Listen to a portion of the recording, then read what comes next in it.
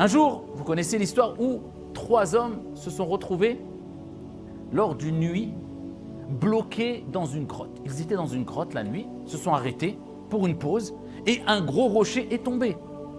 Et ça a bouché l'entrée. Ils étaient bloqués dans un rocher. Vous imaginez? Tout seul, dans une contrée où il n'y a personne qui peut t'aider. Bien sûr, il n'y avait pas les téléphones portables, il n'y avait pas ceci, il n'y avait pas cela. Bloqués, perdus. Un gros rocher. Donc qu'est-ce qu'ils attendent si ce n'est la mort?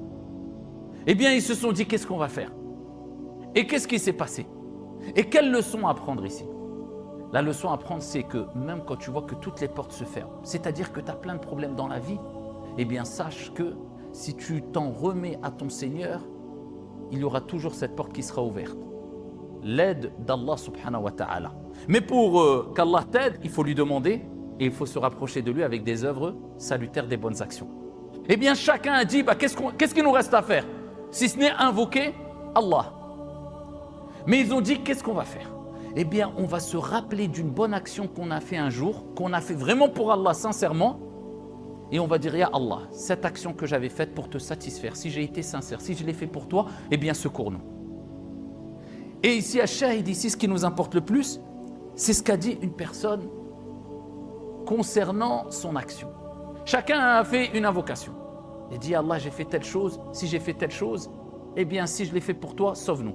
Le rocher s'est ouvert un peu. L'autre personne a fait l'invocation, le rocher s'est ouvert un peu. Et une personne a dit quoi?